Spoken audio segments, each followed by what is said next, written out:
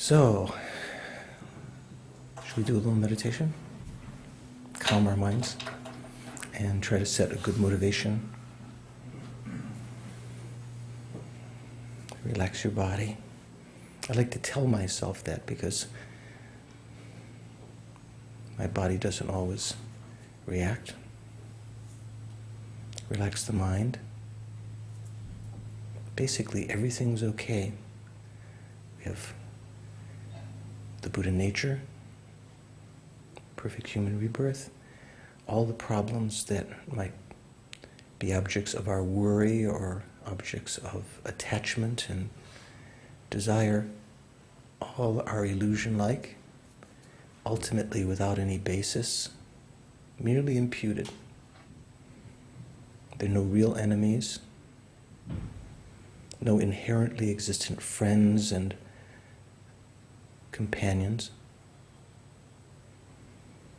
And all sentient beings are exactly the same as us, in exactly the same plight, confused, caught up in our egos, our pride, our own conceptual thoughts. So try to set your attention, first of all, on the breathing, to let go of the conceptualizing mind.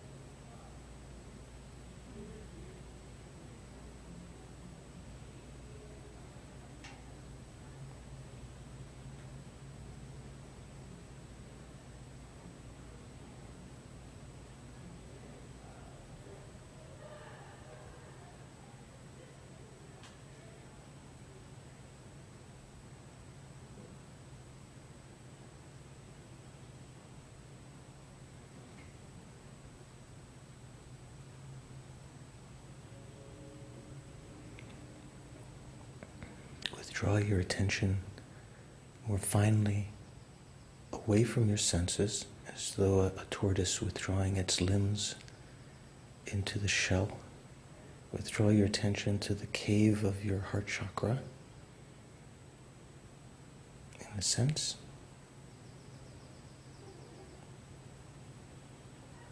And instead of facing outwards to the sense doors, pay attention to the contents of the mental consciousness.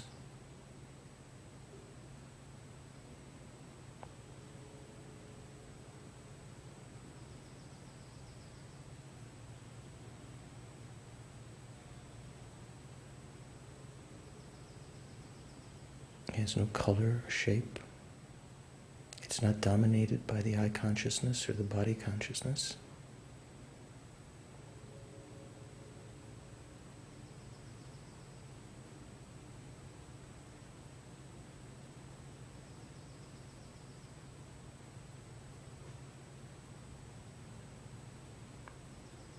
It's unobstructing like space,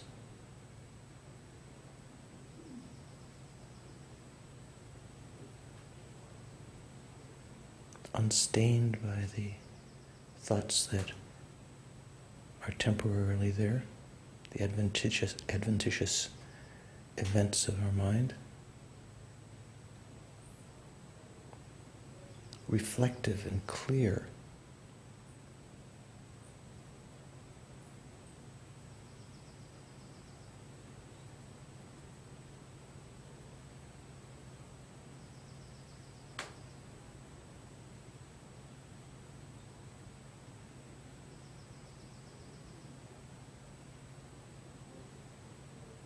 Also knowing, cognizing,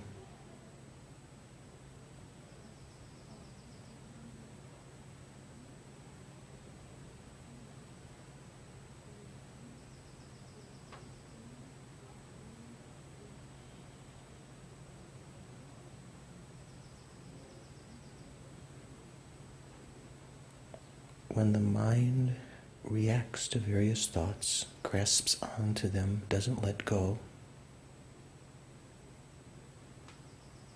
use the various means that we've begun to understand, recognizing that quickly, go back to the object of concentration here, the clear light nature of the mind within which that thought is arising.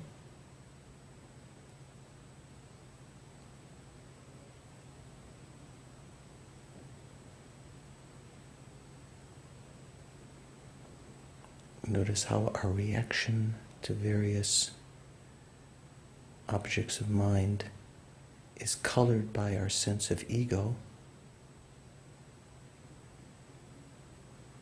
And let go of that also. Recognize the appearance of ego as just conceptual appearance to the mind.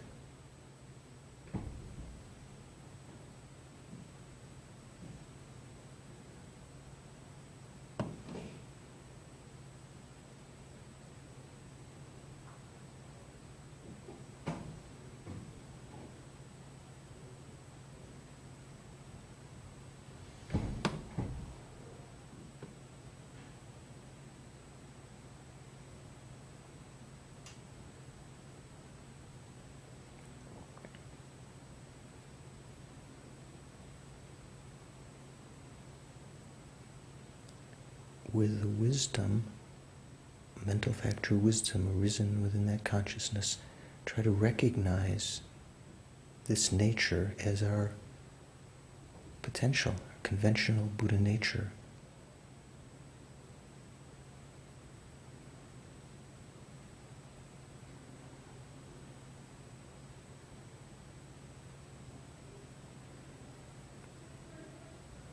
Recalling that we have a perfect human rebirth that is very difficult to find within the universe, although we haven't recognized it.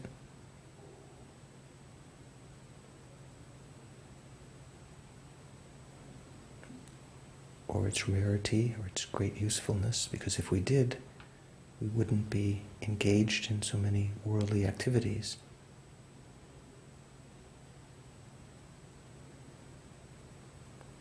Nor have we realized impermanence, the mighty instigator of dharmic activity that all the great beings of the past have measured their initiation into the path by, where real effort begins, real seriousness takes place when we begin to recognize the inevitability of death and the momentary change of all that we ordinarily encounter.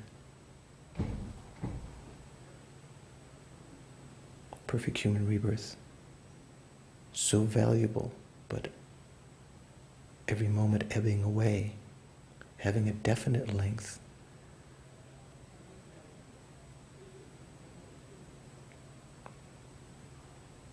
And within all of samsara, the desire realm, the form realm, the formless realm, no real pleasure to be found. Certainly the lower realms, replete with discomfort, suffering. Even the upper realms, having their own distinct, unfortunate circumstances. Even the gods at the time of death feeling incredible sadness about losing their high status. The jealousy of the asuras. But beyond the obvious suffering of suffering, all of samsara, no real pleasure to be found.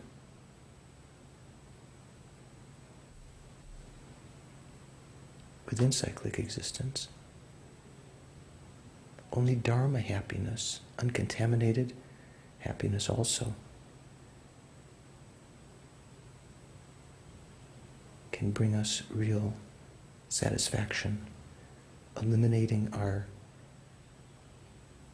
afflicted states, not through coming in contact with objects of desire or eliminating the objects of irritation, but by eliminating the afflicted states themselves through meditation, through dharma.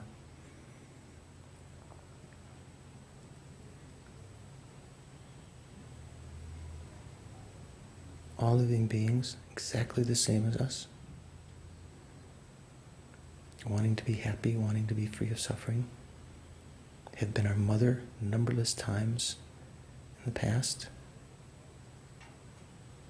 have been depthlessly kind, even now, as friends, as strangers, even as enemies, giving us a chance to practice in this perfect human rebirth, practice the Dharma. Equally important as a field of merit to all the Buddhas, the Bodhisattvas, the Gurus.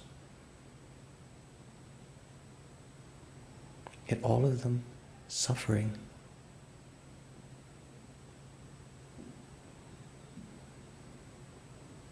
So with the thought of the two aims, my own and others, to overcome my own suffering, to achieve everlasting happiness, to achieve the aim of others, to emanate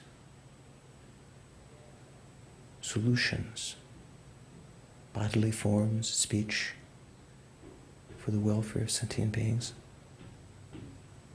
I'm going to participate in the class tonight as the great practitioners of the past have studied the mind, great lineage lamas of the Guru, of the Lanrim, and all of our present gurus have studied these same subjects, sharpening the mind, developing good heart. I'm going to participate tonight.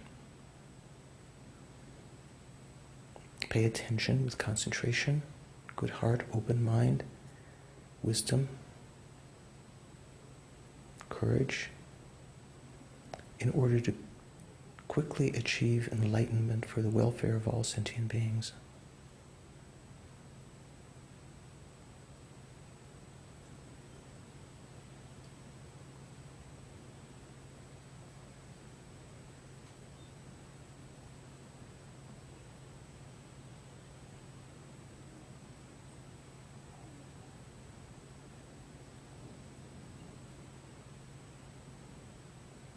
And bringing your attention back.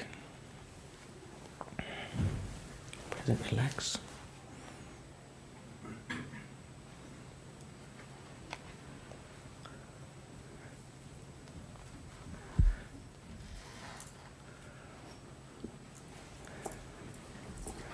How is everyone? Is Carrie usually take this class? Carrie? Usually grok it. He usually groks it. That's right. He's grokking this class. So, any questions?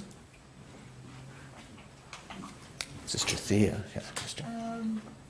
I've taken it upon myself to go back over, the print-up that you gave us from chapter 1. And In the middle of the page, there is a phrase that says, there is a grammatical play here. And it talks about the challenger and the defender. Sounds like a war or something. Huh? Well, my mind is thinking about what is debate in terms of how we take this information and really use it in the sense of explaining phenomena or using examples given here in the text. Mhm. So,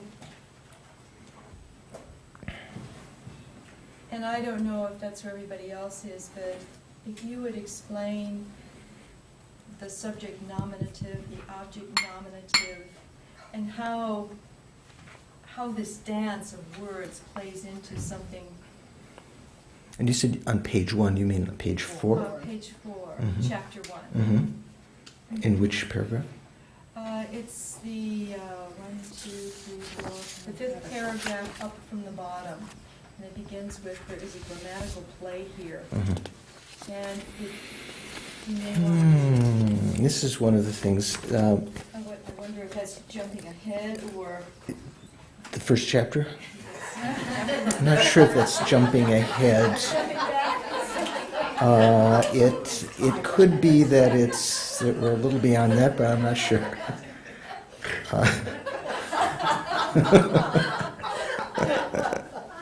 We wouldn't want to jump ahead to chapter 1. I'll tell you, there are a lot of debates and a lot of times when Lorig is studied and Dura and other subjects like this, there are a lot of debates that revolve around certain grammatical construction in Tibetan. It's not the same in English.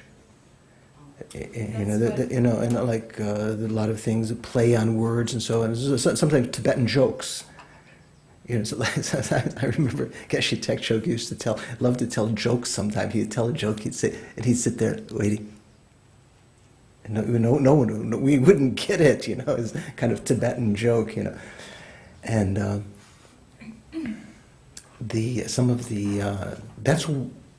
of the reasons that we skipped some of the debates, also because we have not had a chance to study previously one of the requisite foundations for this course, which is called Collected Topics. It's not part of our curriculum. Collected Topics is where the monks and nuns would study for maybe a couple of years, 2, 3, 4, 5, 6 years before. Maybe Lorig might be in the 4th or 5th year, 5th, 6th year. Is part of that Collected Topics, in which they would learn sort of without knowing a lot of detail. They would just learn how to debate. And they would learn a lot of these by heart. They wouldn't really know so much. They could make a big show in the debating courtyard of saying things, but in some cases they might be able to understand a certain amount of the actual, maybe change the debate if some of the words were changed, but that only came in time. So what we've done up till now is for the most part, we've skipped these other debates, and I'll remind you of something I said at the beginning. The way these kinds of texts were put out, there were 3 parts. Every sort of subject matter, there were 3 parts. First, it was sort of presenting the wrong ideas of other schools, sometimes non-Buddhist, sometimes other monasteries, or the other, like say, sometimes it presents the Prasangika view and says, some say this, and if they say that, we say this, and this, and completely destroy them. Those Prasangikas, don't know what they're talking about. And sometimes some of the debates are from other monasteries. Sometimes they're from great scholars of the past that the monastic textbook would be taking as examples to try to sharpen people's understanding of debate. So there would be kind of a presentation of how the subject matter, like say, for instance, objects, as this first chapter is, or doubt, as we're up to that section or something. It would be sort of presenting sort of wrong views about that and how one would debate against that. Then once one had sort of cleared away some of those wrong ideas of what was meant. Then the second section comes, presenting our own view. And that's mainly what we've been doing, the study of our own tradition. Rangluk, sort of sounds like La Cosa Nostra or something, right? Our own thing, our own tradition. Here, there are some small little debates within there, but not much within our own section. It's mainly presenting how the monastic textbook presents the material. So in a certain sense, this is how our education is in the West for the most part, isn't it? We don't usually, say for instance, if you started to study algebra or chemistry or something, technical subject, it's not so much talking about wrong ideas and eliminating them because you don't know very much yet. And a lot of these things, some of these other debates, the Geshes themselves go back to much later when they have their Geshe degree, and they'll be actually going back to these debates that someone studied when they were like 12 or 15 years old, and see the richness of it then. But at the point when it's being given, it looks quite simple, but there's a lot of complexity to it. So the first part was presenting the wrong views and eliminating them. Then dispelling those wrong views. Then presenting our own tradition. And then thirdly, there could be critiques of the tradition that we're adhering to. Right? Different people, different scholars, different traditions might find fault with our own tradition. And then the third section deals with that. People, dispelling debates about our own tradition. So if you look at any one section, and if you have the leisure, and if you have the 39 cents or whatever it costs to buy a magic marker, one of these pens, and you can go through and put where it says our own system, and start there and just see at the beginning and the end. Right before that, in our own system, in any one topic, there will be the presentation of wrong views. That is, not completely just off the wall wrong views. They're views that were held either by non-Buddhists or other Buddhist traditions or other monasteries or great scholars of the past. And then the presentation of our own view. And then right after that, say for instance in this section on objects, that starts on page 9, right? Our own system, the third line of the text from the top. In Tibetan we say Rangluk. And that goes on. And then on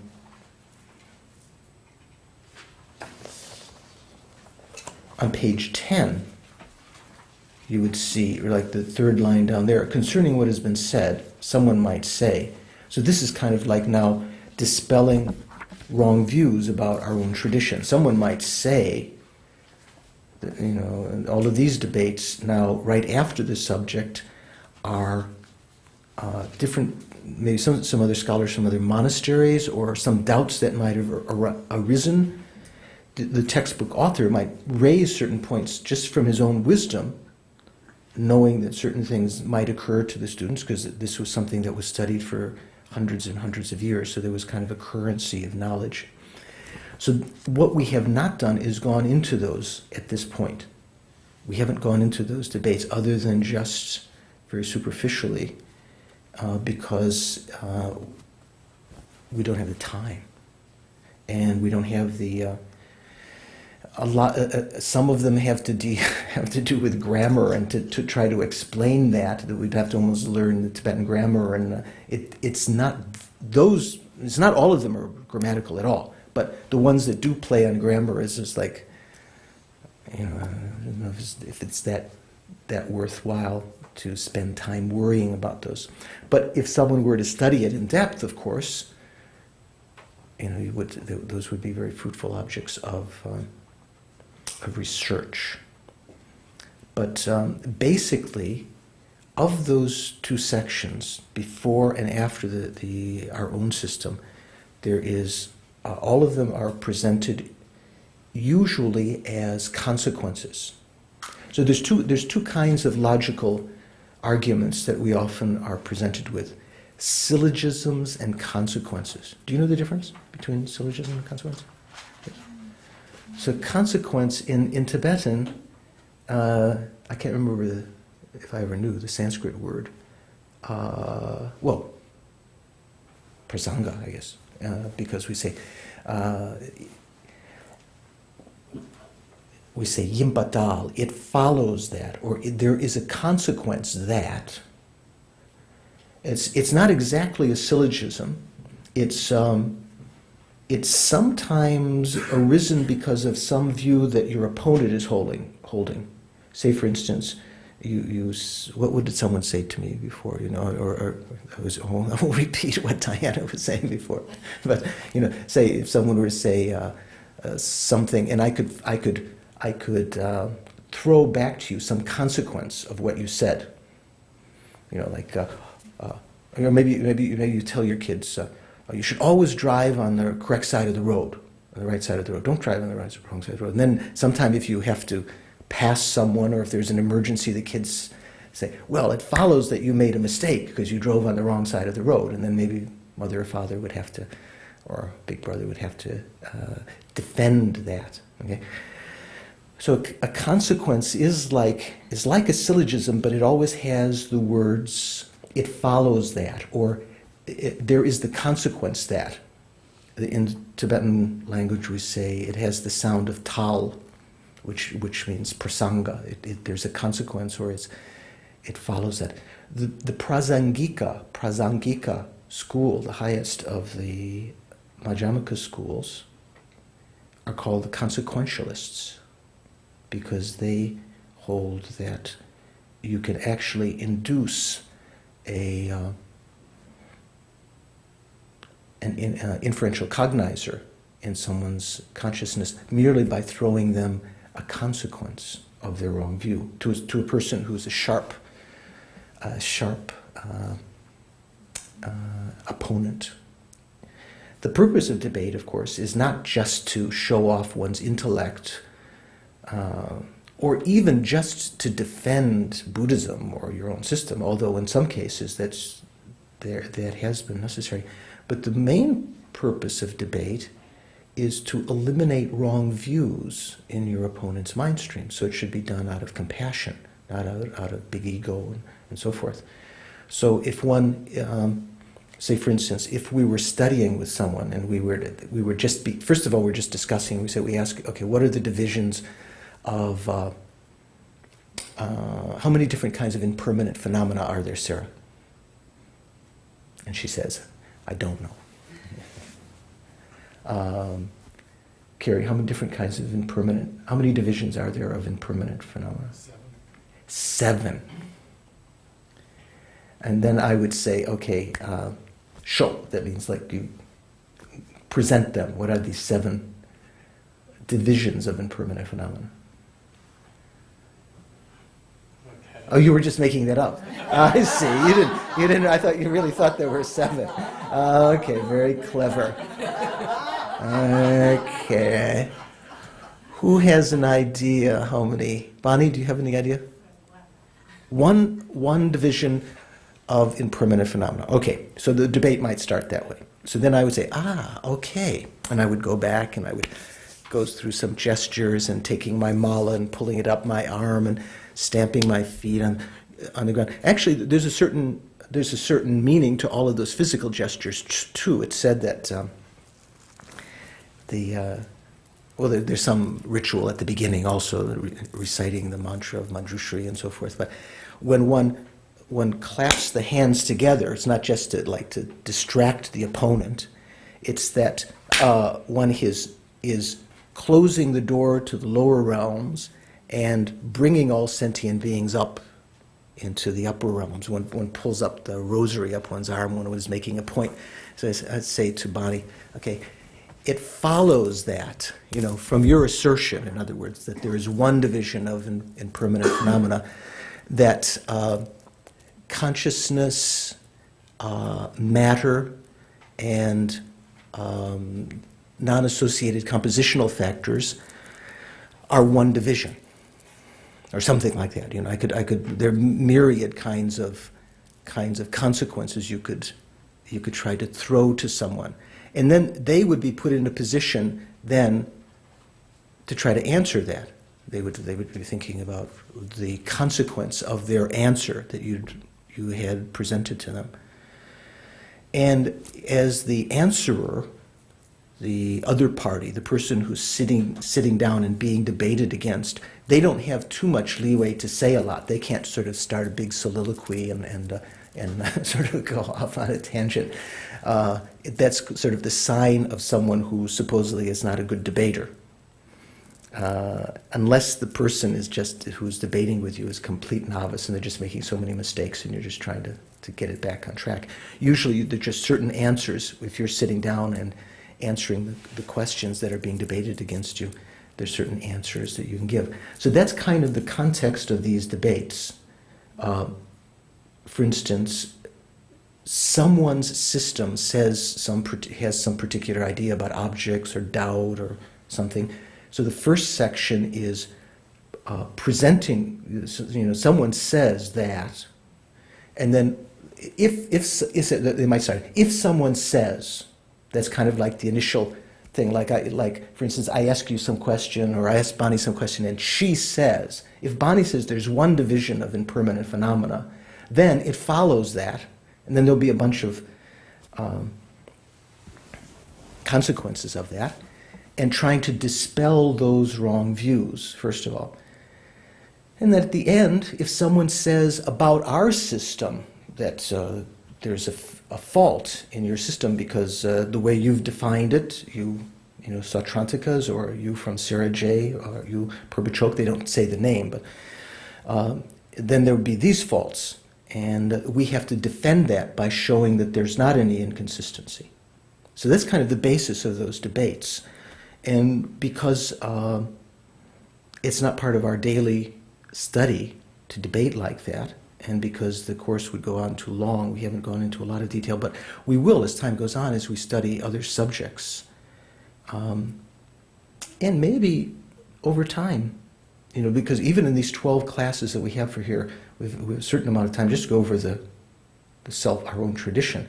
So later, if you study this again, you can go in, and with the understanding that you have of having studied the self-tradition, you can go back and understand some of those. But those about grammar, I would say, first of all, you could leave those till last. Don't worry about those. They're not very important in general. Okay. So last time, we got up to, I think, page 39, no? Or maybe a little beyond that, the doubting consciousness.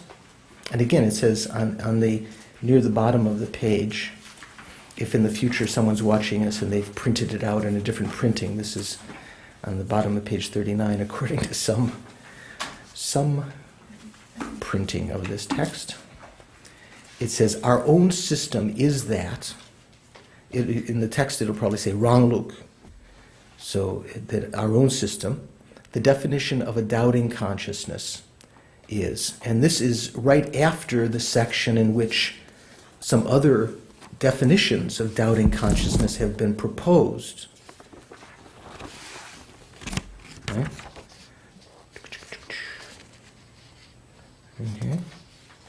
Yeah, like for instance, on the bottom of 38 is kind of where this section starts about doubt. This is it says, with respect to the fourth of the five non-prime consciousnesses, doubting consciousness, someone might say that the definition of a doubting consciousness is that which has qualms with respect to its object. What is a qualm? Is that something that one cooks at Thanksgiving? Doubt, right? Yeah, it's kind of a formal way of saying, maybe a philosophical doubt. I have qualms about whether I should accept this money from you, or something like that. I have doubts. So the definition of a doubting consciousness is that which has qualms with respect to its object. Does that sound like a good definition? No? What do you think? I wouldn't Done? argue. Huh? You wouldn't have argued. I probably wouldn't have argued. You would have said, duh. Yeah, right. So to this, we respond. So in other words, if we were to ask, say the debate might start like this, give me the definition of doubting consciousness. This is how the whole thing might start. And like I asked Bonnie before, what are the divisions of impermanent? I might ask Don, what is the definition of doubt? That of the 7 ways of knowing. And Don says, it's a doubting consciousness is that which has qualms with respect to its object. And then we go, aha, okay. So it follows that, and you notice in brackets here, absurdly. The word absurdly doesn't come in the Tibetan. It sort of follows that we're showing an absurd consequence of that definition. In Telwa means consequence, prasanga, and there's a word in Tibetan, hachang tawa, which means like a big, like absurd. That's really absurdly consequent. It's an absurd consequence. Hachang means very, like too much. There's too much of a consequence there. So it absurdly follows, or it follows that the subject, a person, because the definition of a doubting consciousness, you said, Don, I'm putting in, is that which has qualms with respect to its object. That which, doesn't even say consciousness, right? So a person who has qualms with respect to his object is a doubting consciousness because of being that which has qualms about its object. The pervasion has been asserted. What does that mean? Pardon? Forward pervasion. So what's the pervasion in that consequence? Consequence generally has a subject, a predicate, and an object, just like a syllogism, except it has the word, it follows that. So in this context, what's the subject? It's easy, it says right there, the subject, a person who has qualms with respect to his object. That's the whole subject, right? Person who has qualms with respect to their object. The predicate is a doubting consciousness. Is a person a doubting consciousness? A person can't be a doubting consciousness. A person is this third category of impermanent phenomena called non-associated compositional factors. A person is imputed upon body and consciousness, body and mind. So it is impermanent. Don is impermanent, but Don is not consciousness. Don is not body. It's a third category of phenomena, and there are other examples of Dhammadicca, which is neither consciousness nor matter. Okay, so the syllogism or the consequence is the person who has qualms with respect to their object is a doubting consequence, is a doubting consciousness. Reason? Because of being that which has qualms about its object. The pervasion has been asserted. What's the pervasion, meaning the forward pervasion here? If something has qualms about their object, it is a doubting consciousness. That had been stated earlier because that was your definition, right? Okay, so we say that to the person. Now what are they going to say back? What are you going to say back, Don? I say, okay, it follows that, you say, yes. Yeah, a person is a doubting consciousness. So you say the person, you'd say, the person is a doubting consciousness, and then we would do all sorts of other things. So the person is caught in the person knows that the opponent knows the doubting consciousness is not the person is not a doubting consciousness. Okay, so they're trying to get out of it some way. So what are the possible things they could say? They could say the sign is not established, or the tagmajum. The sign is not established, or kyabamajum. There's no pervasion. Or here it says reason. This is the same as when I'm saying sign, tak. She's translating here, the reason is not established. It's takmajum. Tak usually means a sign or mark. So if the sign is not established, if the person says the sign is not established, like you would say the sign is not established, so what would that mean in that case? The subject, a person who has qualms with respect to the object, is a doubting consciousness, because of being that which has qualms about its object. Mo, are you with us? Okay, so, whoops. I get excited. I'm here.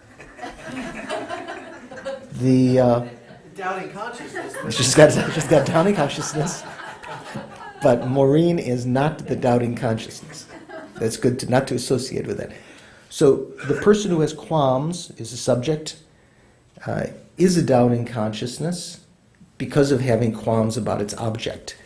And if they say the sign is not established or the reason is not established, that means the subject is not the sign. So that's saying the person who has doubts, who has qualms about, with respect to his object, is not that which has qualms about its object. That's what the person is essentially saying if they say the sign is not established. What would you say then? So if he says the sign is not established, the reason is not established, it follows that the subject, a person who has qualms about his object, is that which has qualms about its object because of being a person who has qualms about its object. It's doesn't sound very profound, right? But that's one of the possible answers the person might give, right? They're trying to get out of it. They've made this absurd statement. So then what do we say? If the person says, are we on the right page? Not yet. The reason is not established of the last thing, right? Now we're going to the top of 39. If they say that reason is not established, that means, or that sign is not established, that means the person who has qualms about their object is a person who has qualms about their object. Bonnie, you look like you're not happy with. Okay, I might have. Did I skip something? Yeah. Okay, I skipped a little section there. The provision. If he says the reason is not established, it follows that the subject person who has qualms about his object is that which has qualms about his object because of being a person who has qualms about his object. Right? Going around in circles. There you go. So the top of 39 says, if he says the reason is not established, what does that mean, the reason is not established? It's talking about that thing in the bottom of 38. The sign is not established, and that second one now, that the person who has qualms about his object is a person who has qualms about his object. So if he says the reason is not that, the reason is not established, they're just debating with you. It follows that such a person is himself because such a person exists. So it's just showing there are such people that have qualms about their object. If he says the reason is not established, then it goes on to a lot of different kinds of. Some of these, if you look at them, they would seem very absurd, but there are kinds of debates that might come up. So let's talk about this one now. Here, in our tradition, a doubting consciousness is a knower which has qualms too pointedly by its own power. So too pointedly and by its own power are important. And it says a knower. It doesn't say that which has qualms about its object, right? It has a knower which has qualms too pointedly by its own power. So that means, the too pointedly means it hasn't come to any conclusion. Like for instance, a wrong view or a correct belief is not a doubt. Notice I shouldn't say. I can't say that actually. Let's say a well-held wrong view, something that person is saying something, reincarnation doesn't exist, karma doesn't exist. That's not a doubt, because that's not in that person's mind. If they're holding that very strongly, that's not being held too pointedly. There's no qualms in the person's mind. Maybe karma exists, maybe it doesn't. Probably doesn't exist. It's not like that. A doubting consciousness has to be too pointed. It has to, even though it might be tending to one conclusion, it hasn't made certainty, it hasn't determined in its own mind certainty about that. It hasn't come to a conclusion. Even if it's come to a conclusion, doesn't mean that it's a correct consciousness. It can be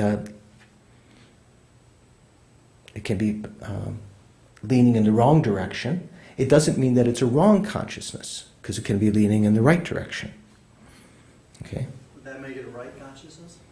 If it's leaning in the right direction, it would be. It could be factually concordant to the extent that it's too pointed. I mean, it's still it's like the person, like say a correct assumption, or what did we call it before? Correctly assuming consciousness or correct belief. There, the person has gone beyond doubt. They think, well, maybe it exists, maybe it doesn't. Probably does. No, it does.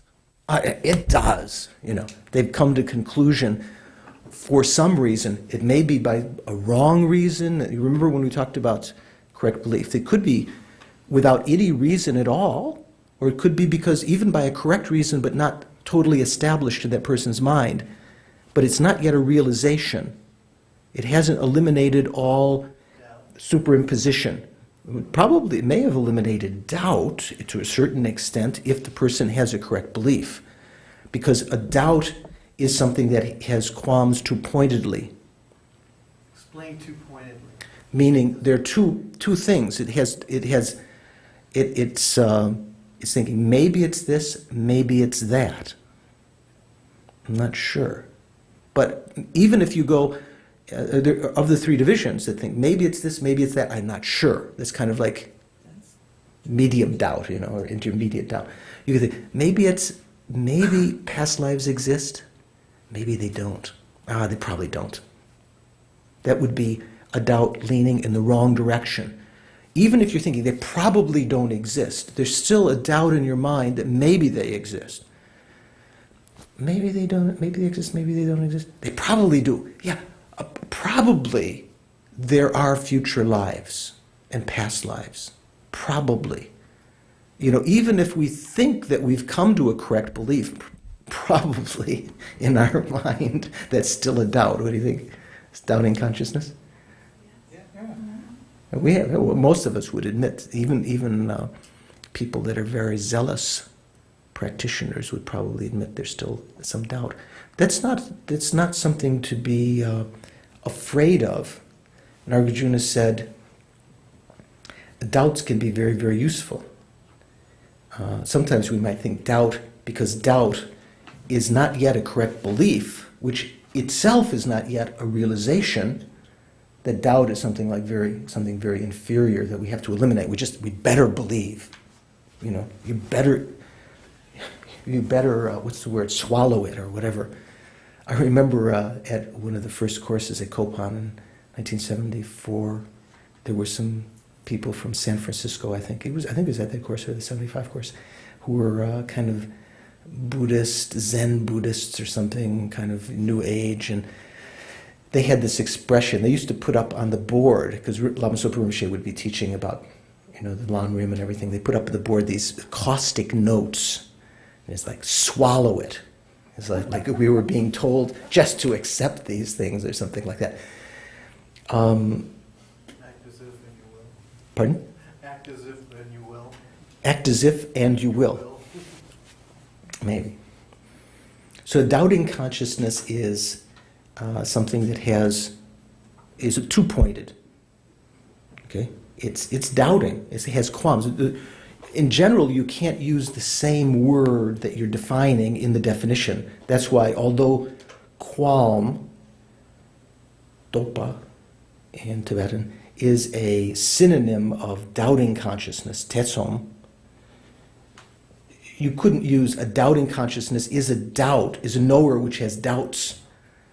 You can't use the same thing you're defining in the definition. So you have to use a synonym of it or something else. Like, say, the definition of a color is, it uses the word hue, which is sort of a synonym of color in its definition.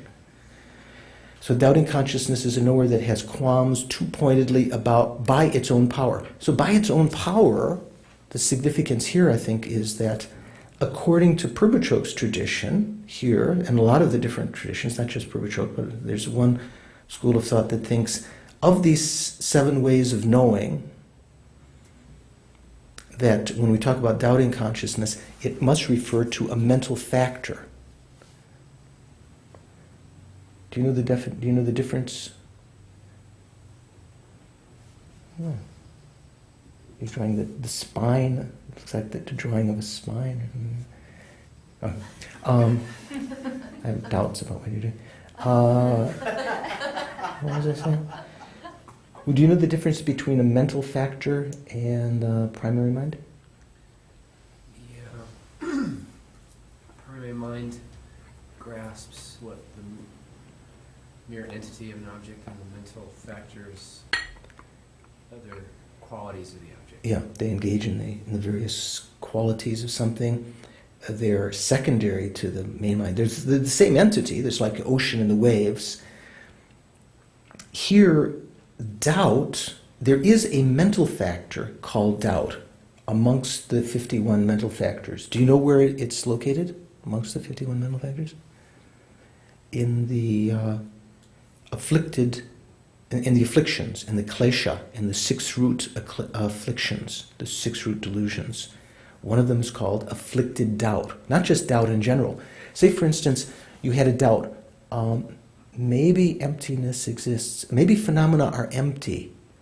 Maybe phenomena are not empty of true existence. Maybe they are. They might very well be empty. Even having that doubt, that's doubting consciousness, leaning in the right direction, it says, the Buddha himself said, that having such a doubt can tear the roots of samsara asunder. Even just having that doubt, you start to meditate on selflessness. You actually find the object. You think, maybe this exists, maybe it doesn't. Even though you don't have yet a correctly believing consciousness, let alone an inference or direct realization, just having that doubt is like a precursor, is kind of a cause to be able to destroy our cyclic existence. So doubt, that doubt is not an affliction, right? That doubt, leaning in the right direction, it doesn't cause one's mind to create negative karma the way afflicted doubt does of the 6 root delusions. But that, you can still talk about a mental factor in that person's mind, which is looking at 2 alternatives and leaning in one direction or the other, or being equally balanced. Here, that's kind of the meaning by its own power. It's meaning that doubting consciousness is a knower which is 2-pointed by its own power. That means from its own side. For instance, when you have the mental factor doubt, whether it's the afflictive doubt, which is in the 6 root afflictions, or whether just even a positive doubt, mental factor, while that's present, the whole main mind, the mental consciousness that's having that doubt, because it doesn't take place. Doubt doesn't take place in your eye, does it? Eye consciousness. Does it? Does your eye have doubts about things? Did I see, did I see, Dorje, or was that Richard Gere? If I have that, doesn't that take place in the eye consciousness? Doesn't that take place in the eye consciousness? No? No, that doesn't take, the eye is just a perceiver, the thought, this doubting consciousness, completely mental, completely conceptual, right? Well, you're talking about this eye instead of the eye. Well, I'm pointing up here. If you're listening to the CD later and I'm saying I mean EYE, Yeah, okay. eye consciousness, not I, capital I, dotted. Right? So when that doubting consciousness is present, that mental factor is present, the main mind is also a doubting consciousness. The whole main mind is 2-pointed also, but not by its own power. It has become 2-pointed by the presence of doubt, the mental factor doubt within it. Say, for instance, is primary mind, from its own side, by its own power, is primary mind virtuous or non-virtuous? Not by its own power. How does it become virtuous or non-virtuous? Because we can say a primary mind is virtuous or non-virtuous because of the attendant mental factors that are present. Say, for instance, if anger is present, resentment or pride or jealousy or petty mind or whatever, criticism, if that's present in the mind, that mental factor, the whole mind, by its present, by association with that, takes on that quality of being non-virtuous. And say the primary mind of bodhicitta takes on a virtuous quality by its attendant mental factor, wishing to attain enlightenment for the welfare of sentient beings, special primary consciousness. So here, this is, according to our tradition here, at least in Purbachok's text, doubting consciousness has to be something which is a mental factor, which is two-pointed by its own power, has qualms two-pointedly by its own power. That means it itself is having those two qualms, not just by, not the primary mind, or even feeling that's present in that consciousness. When I have doubt about something, is this Coca-Cola or is this water? I mean, it could be. Isn't there a white Coca-Cola? Clear one? Oh, Pepsi. Okay. Is this water or Pepsi? See, my tongue is completely, I can't taste or something. I'm still not sure. At that point, there might be a taste. There might be a feeling in my mental consciousness that's responding to the taste that I feel in my tongue, right? Pleasant or unpleasant mental thing. Even that feeling also is two-pointed when I have the doubt, but not by its own power. It's only two-pointed because there is present a two-pointed kind of mind, of the mental factor, doubt. That's by its own power, it's the thing that's being two-pointed. So that's kind of the meaning here, by its own power. It's referring to the mental factor, not the primary mind. It's referring to a mental factor, and not only not to the primary mind, not to the other mental factors that are present with that mental factor, doubt. So if you look at these two definitions, Mm-hmm. the one we had a little debate on, The one, your position, right? my position, Right. The difference there, it refers to a knower, which brings us to a consciousness. Right. Ties us down to a Right. consciousness.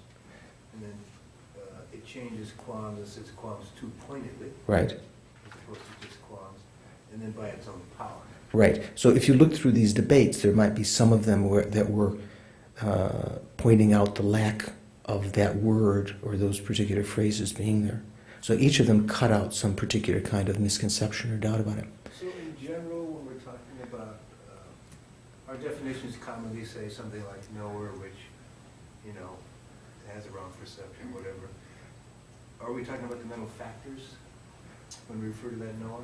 In general, this is the only one that's definitely a mental factor so far. When we talked about correct belief, we weren't talking about a mental factor belief.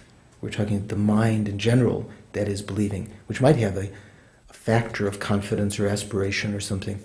But here, this one is being singled out. Lhasa Rinpoche mentions that from his point of view, and some of the other pages, a doubting consciousness doesn't have to be a mental factor. So from his point of view, if you read Lhasa Rinpoche's book, he says that phrase wouldn't have to be in there. That would make it wrong. So there's a different point of view.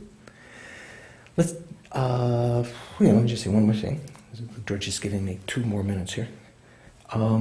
So that it goes on to say, a mind which possesses similarity with doubts, that means a primary mind, which possesses similarity with doubt. Possesses similarity is a technical term that will come up later. Mind and mental factors are sometimes defined as sharing 5 similarities with one another. 5 things, they have the same object, the same duration, the same entity, and things like that.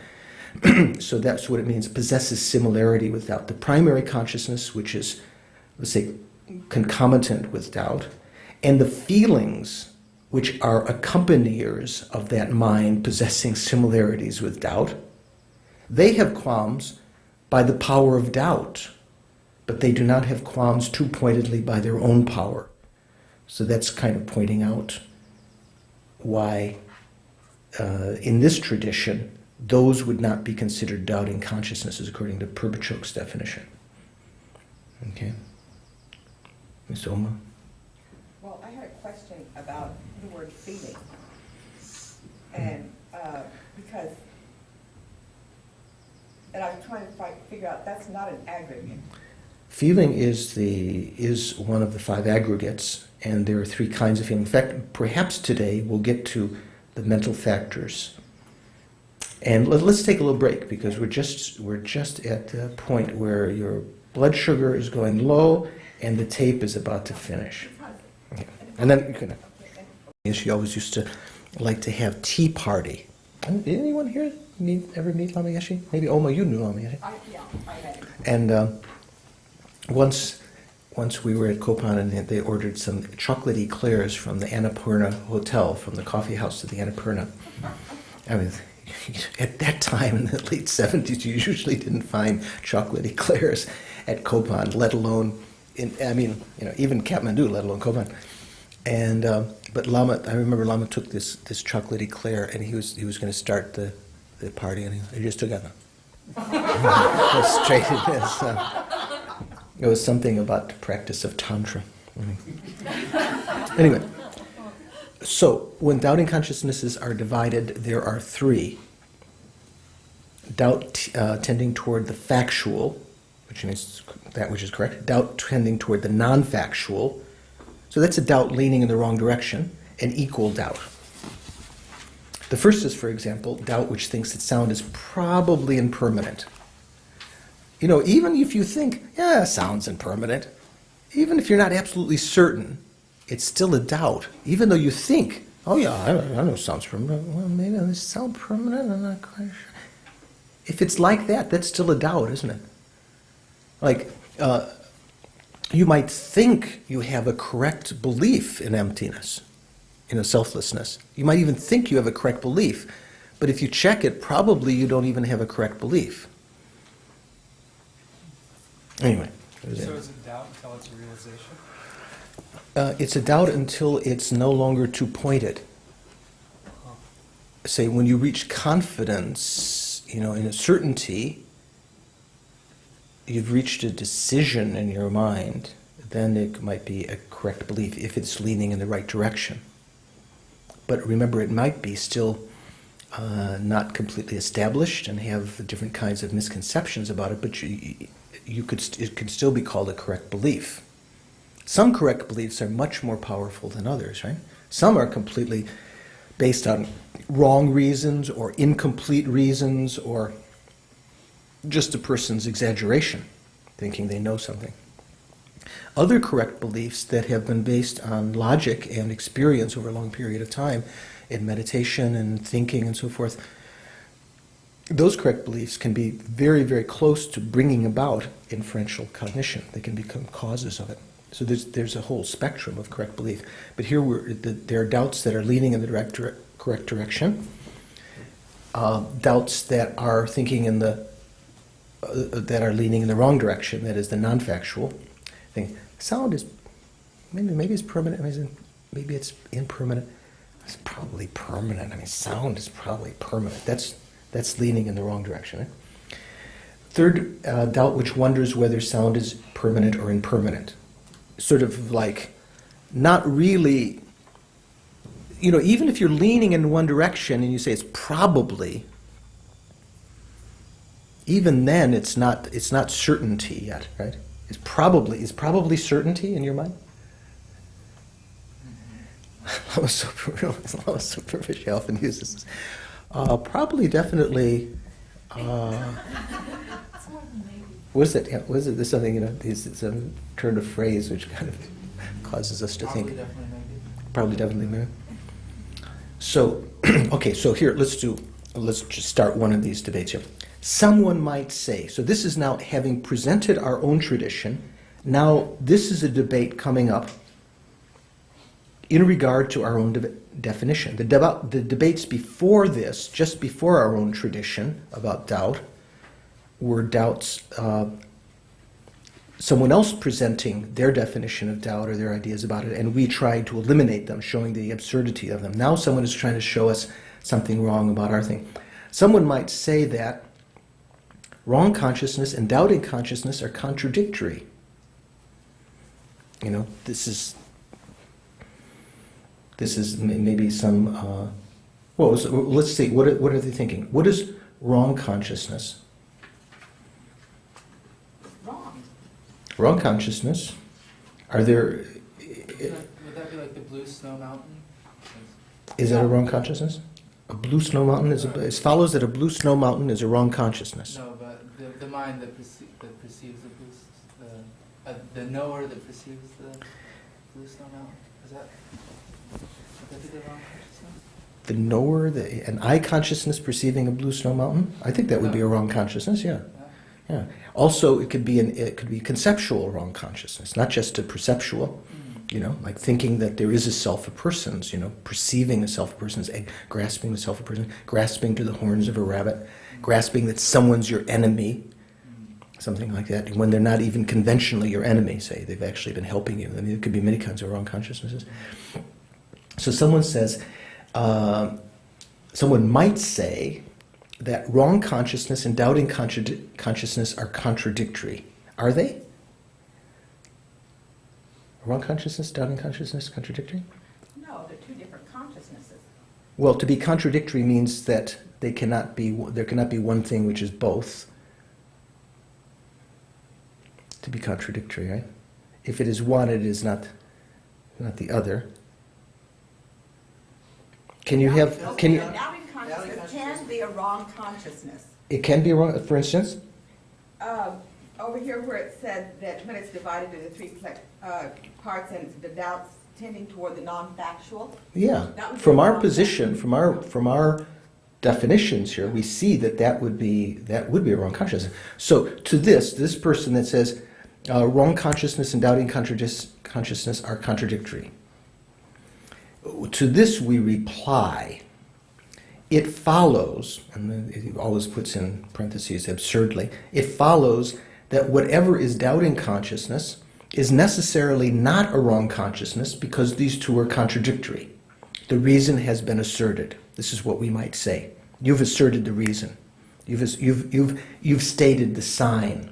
What's the sign in that, the reason? Doubt tending toward the non-factual. No. What's the sign in that statement? These two are contradictory. Okay. Because these two are contradictory. Okay. That's the sign. Okay. You've stated the sign. The reason has been asserted. That means by you. You stated it. So if the consequence is accepted, they have to say, at that point they have to say, oh, duh. I accept.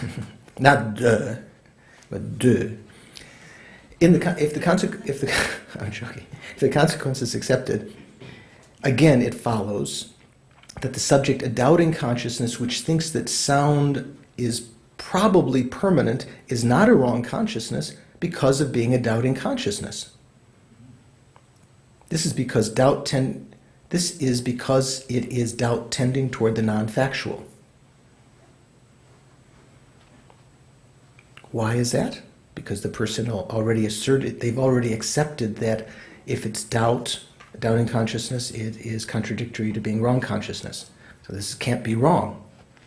If the consequence is accepted, they have to say, yeah, it follows that the subject, doubting consciousness which thinks the sound is probably permanent, is a wrong consciousness. Now we throw them, after they've accepted that, we show them that they're wrong. It follows that doubting consciousness that thinks that sound is probably permanent is a wrong consciousness because of being a conceptual wrong consciousness. This is because it is a wrong thought. This is what Oma was saying before. The pervasion, what's the pervasion here? That whatever is a wrong thought is necessarily a conceptual wrong consciousness exists. That pervasion exists. That if it's something is a wrong consciousness, a wrong thought, it is necessarily a conceptual wrong consciousness. That's easy. Because wrong thought and conceptual wrong consciousness are synonyms. And then they quotes Kedrupje. Kedrup is short here for Kedrupje, one of the two disciples of Lama Tsongkhapa, right? You know which one that is? Which one is Kedrupje of the two disciples of Lama Tsongkhapa? There's one seating on either side of Lama Tsongkhapa in the different pictures. Oh. Do you know, Karen? Have you seen the Tankas? Yeah. Lama Tsongkhapa? There's one that has, Yeah. one has big eyes like this, and there's one that a little grayer hair and looks more kind.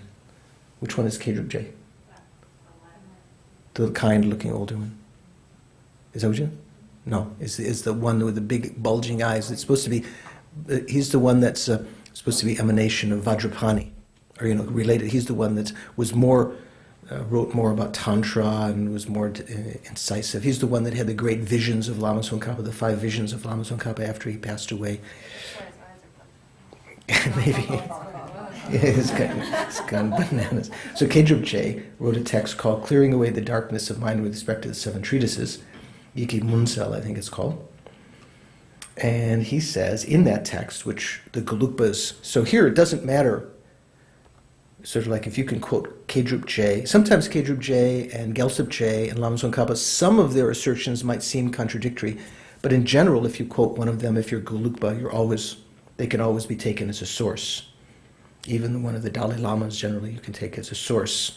But you can't take, and generally, if you're debating, say if I'm debating with Dorje's from Drebung, and I'm from Sarah, I can't say, this is true because Jason Truggy Gelson, our textbook writer, says he's not going to accept that because he says Pension Sonam Drakpa doesn't say that. So you can't. You could only when you're debating with someone, you could only use quotations from something that everyone accepts, right? So all Gelugpas that you're debating with are going to accept that Kedrup J's text is authoritative. So he says, Kedrup J says, wrong thought and conceptual wrong consciousness are synonyms. That's easy. Furthermore, it follows that wrong consciousness and doubting consciousness are not contradictory because wrong thought and doubting consciousness are not contradictory, right? Not all, is all doubt wrong consciousness? No. How about equal balanced doubt? Is that wrong consciousness? No. Why not? It's only half wrong. It's still undecided. Is it follows, if it's not wrong consciousness, then it's factually concordant. No, it's still undecided. Huh? Still undecided. Oh, you have to think. Are all consciousnesses either factually concordant or not factually concordant? And to be not factually concordant, is that necessarily a wrong consciousness? Oh, I see. What do you think? It sounds like it. No? What's the example of something which is not factually concordant, which is not a wrong consciousness?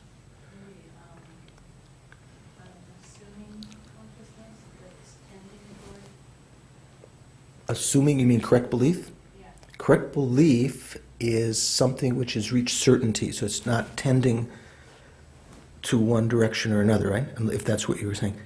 Doubt, which comes in a sense in sequence leading up to correct belief. Correct belief, correct assumption, presumption, those are all words we're translating for that same thing. That's a mind which has reached certainty about something, so it's not tending in one direction. It's sort of like, yeah, that's the case. But that's correct belief. That's not wrong belief. Correct belief has to be leading in the right direction. If you had a belief leaning in the wrong direction, that would be a wrong consciousness. That's further than a doubt. It's like a wrong view or something. Why could it become a realization? In the same way that the correct belief could become a realization? Sure. So you could realize that the wrong view, you could realize that that's true. For yourself, yeah, sure. No, that still only would be a wrong view, right? You couldn't realize that because it's not true. If you could realize it, it would be factually concordant. So you start out with having wrong view. You following? That can then, if you had a doubt about that could become a doubting consciousness. Maybe first leaning in the wrong direction, then equally balanced, then leaning in the right direction. Even when you had it leaning in the right direction, when that became very strong, that could become a correct belief, where you reach certainty and say, that's the way it is. Even though you haven't perfect reasons, as I said, there's a whole spectrum of correct belief or assumption.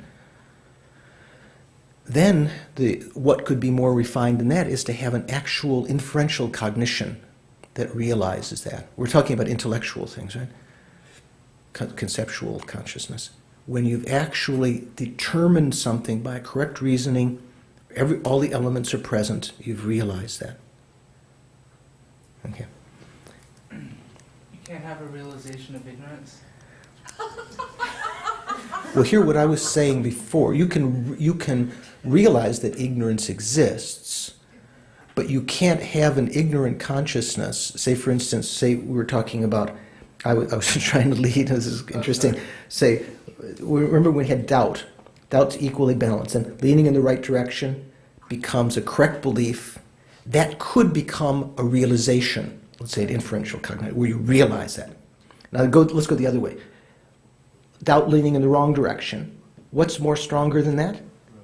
Wrong view, actually holding that. It's like correct belief, except it's wrong belief. So would the next one be a direct realization of ignorance? No! That's what I was saying before. No, you would have to have, first you'd have to have an inference of that, and then you'd have to have a correct direct perception. Right? But this is not talking about, because that which is wrong is not factually concordant, can't be realized. But we believe it so much. Yeah, that's the wrong view. That's the pit. That's the pit that we're in. In fact, that kind of understanding, when you analyze like that, can give you a lot of inspiration to practice the path, because you see, there's only so far that you can go wrong. But you can go infinitely right. The mind is infinitely perfectible. It is not infinitely, degenerate and damageable and so forth. You cannot realize evil. But George, wouldn't the equally balanced one, wouldn't that mean neither was true? Something to think about. Neither factually concordant nor, maybe there would have to, if you were to say there are three divisions: factually concordant, non-factually concordant, and neither of the two. That would be an example of neither two. That isn't just the terminological division.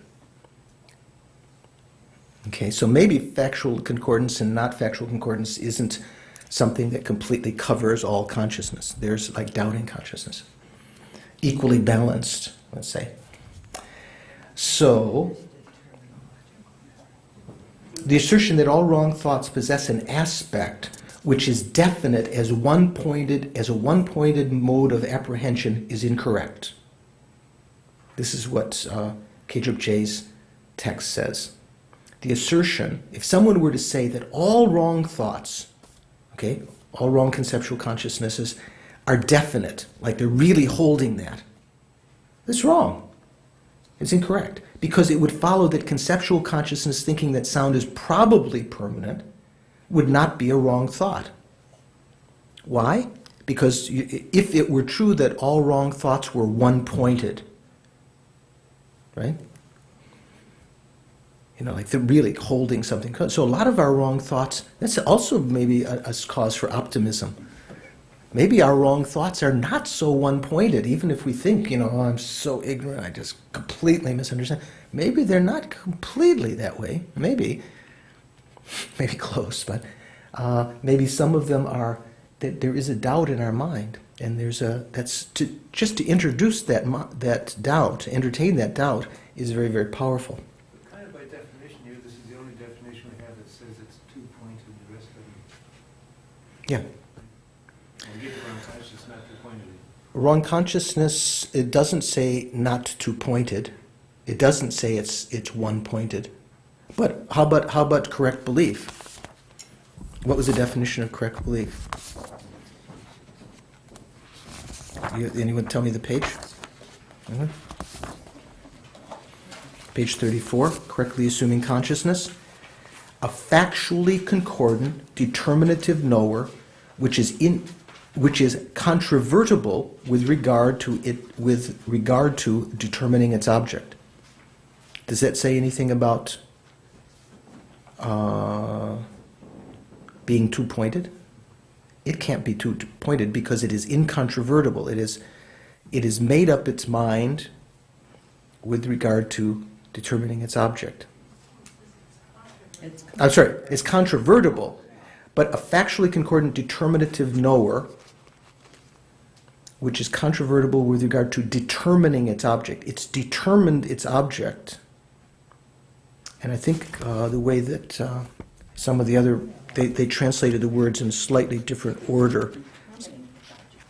Pardon? Not, the idea of determining its object, that's a process. Here it says, the definition of a correctly assuming consciousness, this is from the shorter text that Lati Rinpoche was using, is a knower that does not get at an object with respect to which superimpositions have been eliminated, although it adheres one-pointedly to the phenomenon which is its principal object of engagement. There it actually states explicitly, adheres one-pointedly. So if you want, I won't go right now because I want to continue a little bit more. If you want, you can check here, because Lati Rinpoche often compares the various texts, and see if he mentions this definition and says that there's any inconsistency here. My point was one of the difference between a doubting consciousness and a wrong consciousness would be one is two-pointed and the other one is... No, a wrong consciousness can be two-pointed. Oh, really? Because a doubting consciousness can be a wrong consciousness, can it? And a doubting consciousness is two-pointed. Even if it's leaning in one direction, it's still of 2 points. It hasn't settled on single point. It hasn't settled on a single point. It's still vacillating. Isn't probably this, but maybe it's probably this. So doubting consciousness can be a wrong consciousness.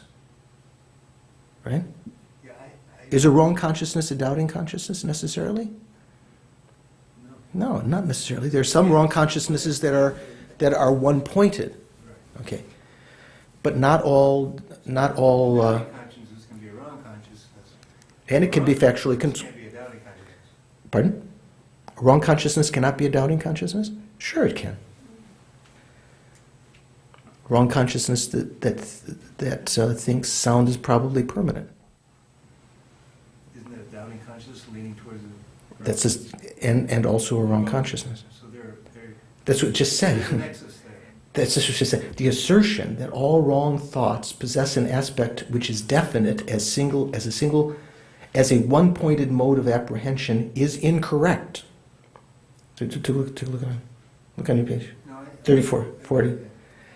Because it would follow that the conceptual consciousness that thinks sound is probably permanent would not be a wrong thought, because it is a wrong thought. Therefore, wrong thought and doubt are not contradictory. Okay, enough of that. Let's go to the fifth one of the 5 non-prime consciousnesses. What were the 5 again? What did we have? Dorji, do you remember? Let me see. Remember, Carrie? What do we have? Correctly assuming consciousness, consciousness to which an object appears but is not apprehended. What else? What did we just do now? Doubt? What came right before doubt? Inattentive perception, doubt, and now wrong consciousness. What are they again? Correct assumption or presumption or correct belief. Remember? What else? Come. What are some other ones? Non-prime cognitions. 5 non-prime consciousnesses. Well, first you have to say subsequent cognition. Subsequent cognition is not prime, right? Capito? Capisce? It's not prime. Why not? It's subsequent. It's subsequent. Prime in this context means fresh or new. So then correct belief, inattentive perception, doubt, now wrong consciousness. How many of them are realizing consciousnesses? Are any of them realizing consciousnesses? Which one? The subsequent. Subsequent actually realize, not only is it factually concordant, it realizes its object. How many of them are factually concordant? Two, possibly. I mean, correctly assuming consciousness could be factual, well, it would be factually. It has to be factually concordant because it's correct belief. Right, but the person having that correctly assuming consciousness might not know the reasons why they. Right, but it's still factually concordant. And what else? Subsequent cognition, factually concordant. Anything else? Oh, without leading towards. Yeah, part of doubt. Meaning, so two and part of that. How many of them are wrong consciousness? What do we have? Subsequent cognition, correct belief, inattentive perception, doubt, wrong consciousness. So wrong consciousness is obviously wrong. Anything else? Part of doubt leaning in the wrong direction. Yeah. Inattentive is also wrong consciousness? Could it be either?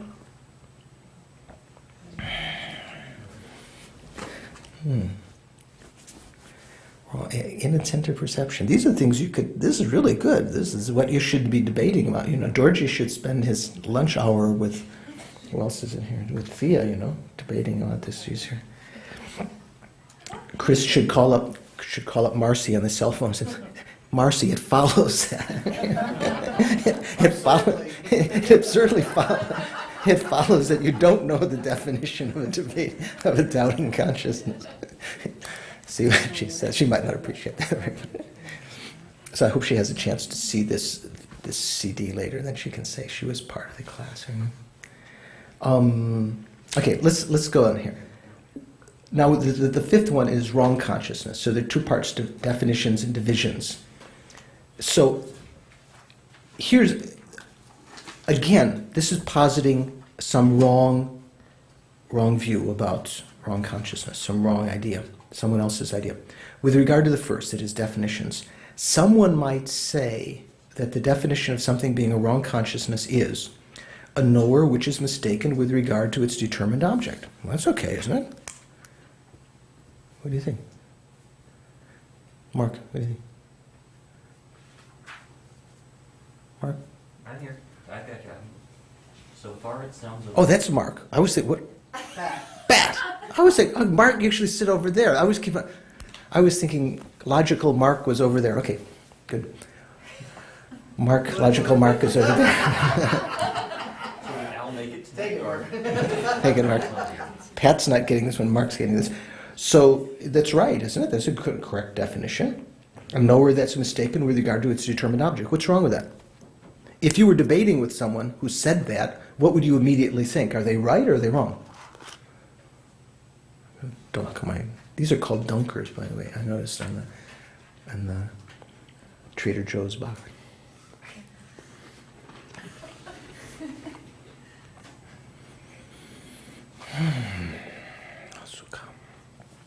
I'm thinking it's okay. I would agree. You'd agree. You'd say it follows. If someone said it follows that the subject. Oh no, sorry. If someone might say that the definition of something being a wrong consciousness is a knower which is mistaken with regard to its determined object. What's wrong with that? That's wrong. What's the determined object? Do sense consciousnesses have determined objects? No, determined objects are through mental image. Determined objects are objects of conceptual consciousness, right? The mental image is not the determined object, is it? Maureen?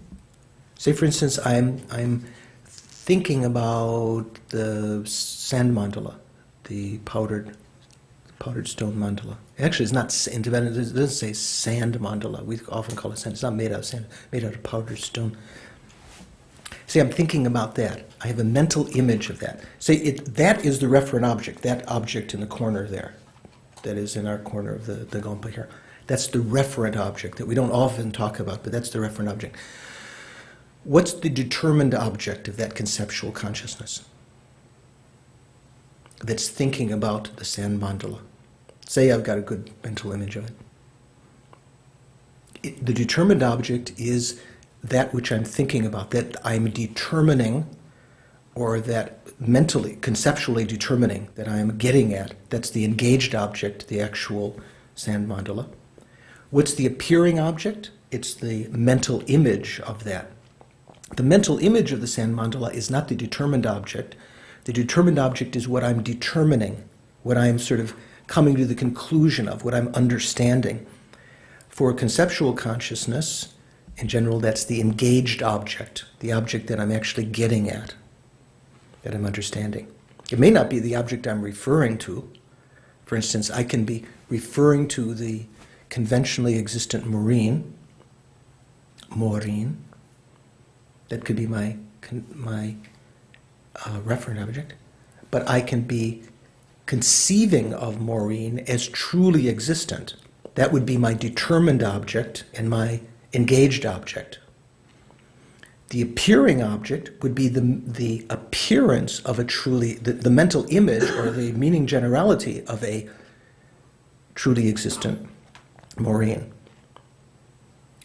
Which of those three objects, the referent object, the determined object, or the appearing object, in this case, which of those exist?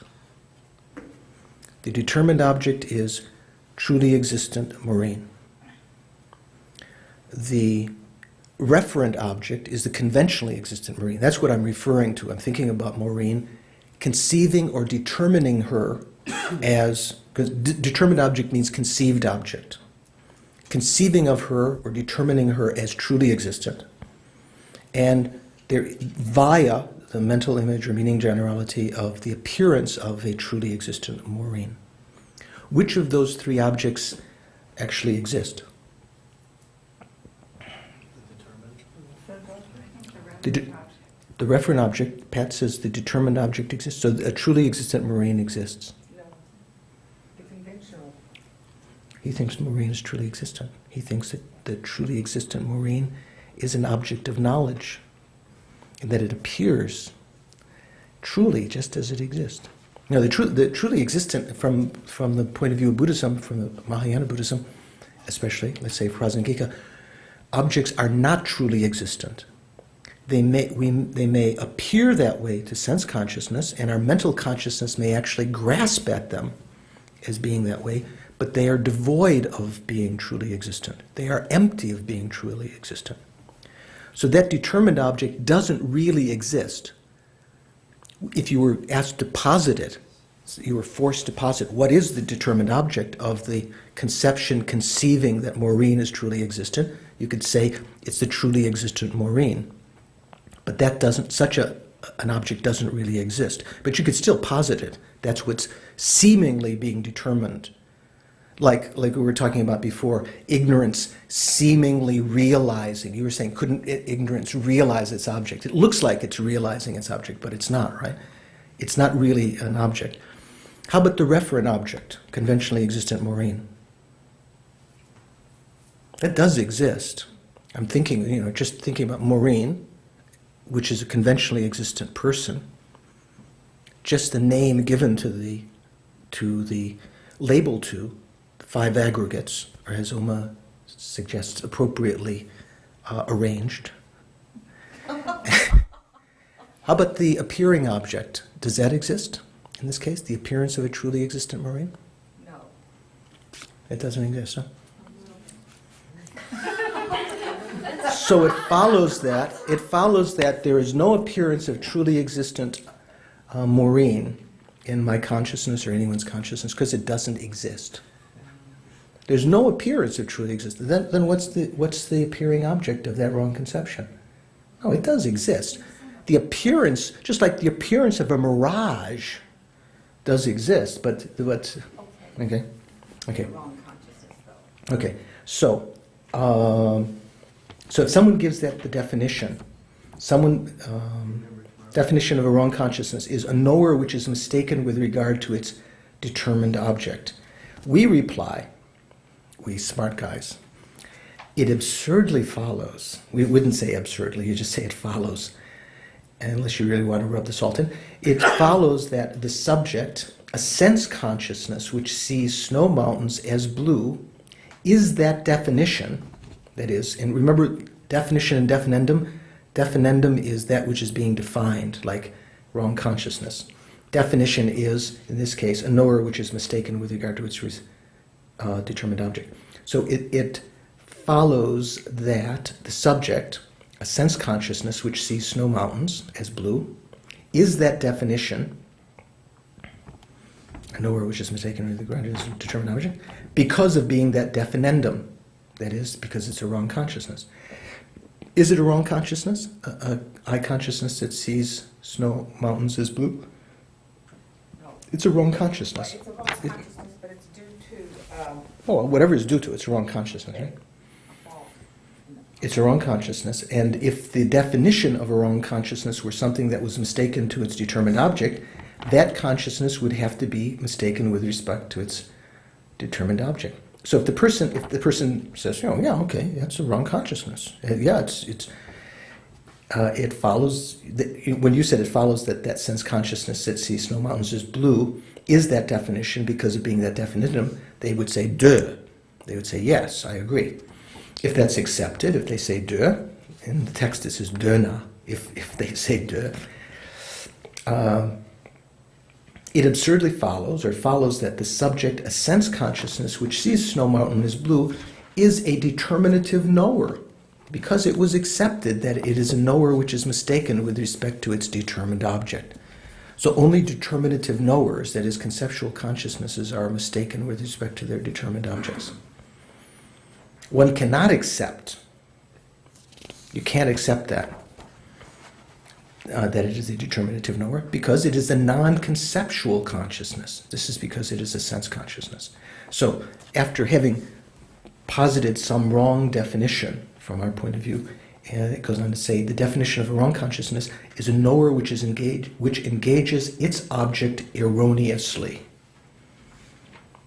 A knower which engages its object erroneously, wrongly.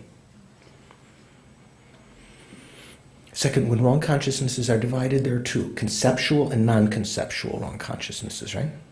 Because there's only two kinds of consciousnesses. There's not like the third, neither of the two here. Like that. Example of the first are, a thought apprehending sound is permanent. That's a conceptual wrong consciousness, right? And a thought apprehending the horns of a rabbit. What's another one? The thought apprehending my $1 million in the bank. The thought apprehending Maureen is truly existent. Those are examples of wrong conceptual consciousness. With regard to the second, non-conceptual wrong consciousness, are there such things? Non-conceptual wrong consciousness? Pat? I don't know. Non-conceptual wrong consciousness. Yes. Isn't it not because you can't realize something that's not true, right? Non-conceptual wrong consciousness. Now, what's wrong with that? Because if it's non-conceptual, then it's a direct realization, is that right? Whoa. It follows that if something is non-conceptual, it's a direct realization. Am I wrong?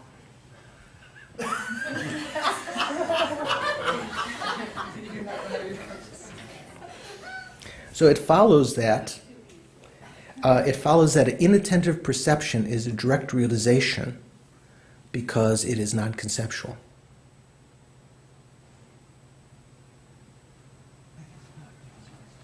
Can you say that again? Yeah. And then you have to respond. It follows that an inattentive perception is what?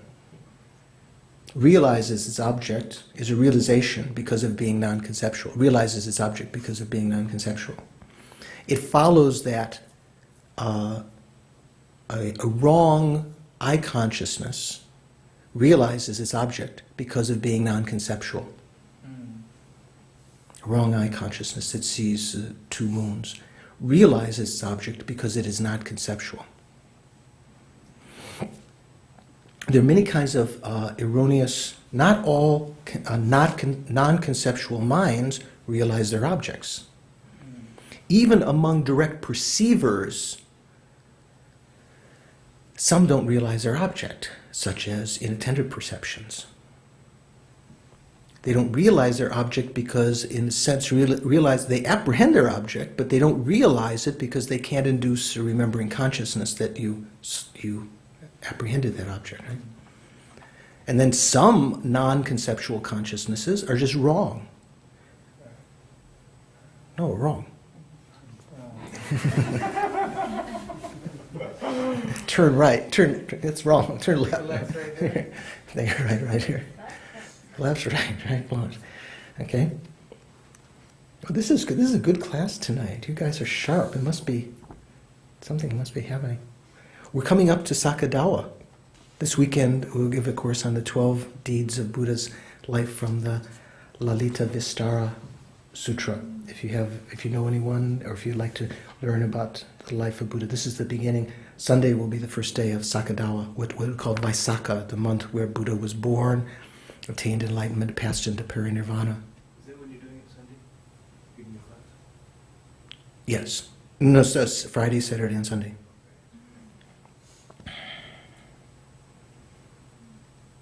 Okay.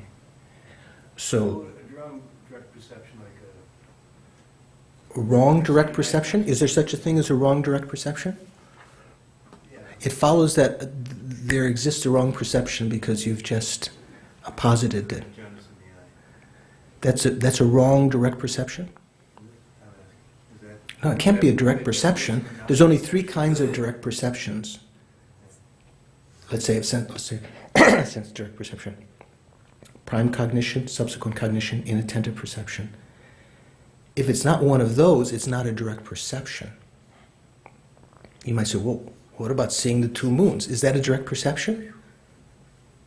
No, that's not a direct perception. That's a wrong, non-conceptual consciousness. It's not conceptual, but it's not a direct perception.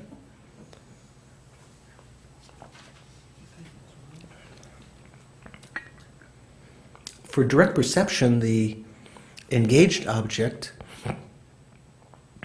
has to be the appearing object, and a wrong sense consciousness, a wrong non-conceptual wrong consciousness, let's say a wrong sense consciousness, the engaged object doesn't exist at all.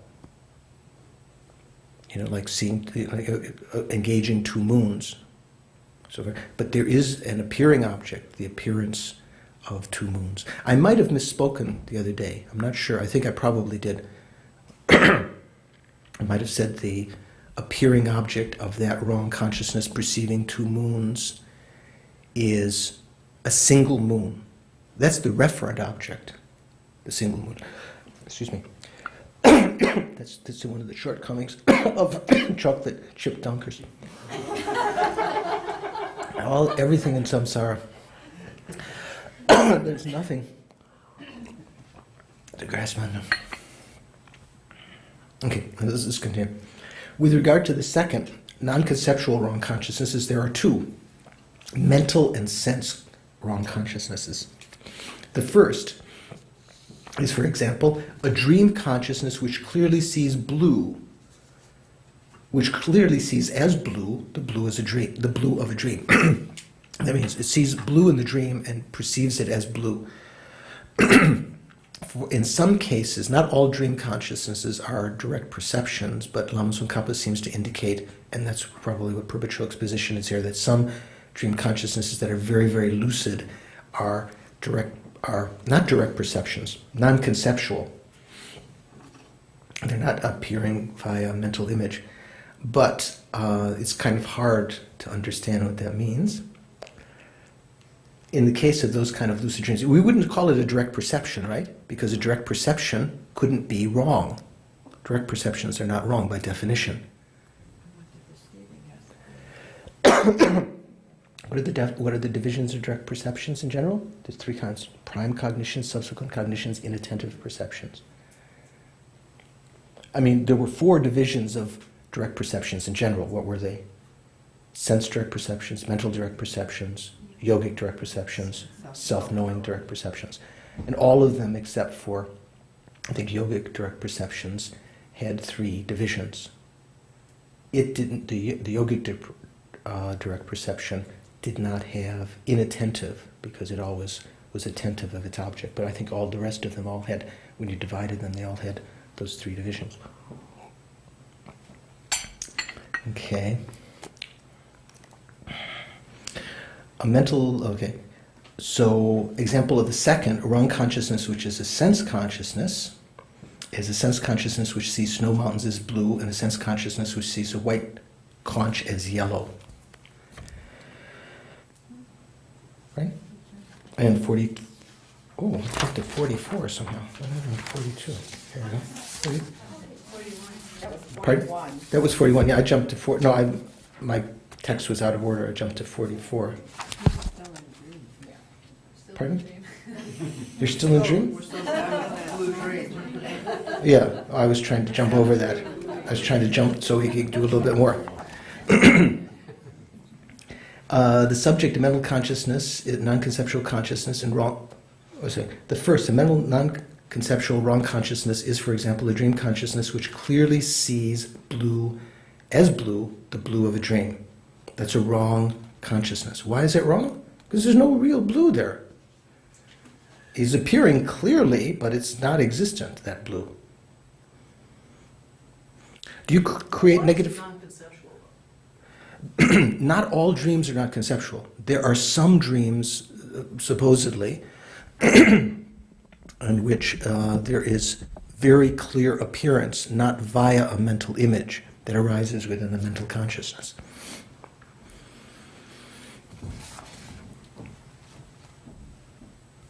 This subject is a mental consciousness, a non-conceptual consciousness, and a wrong consciousness.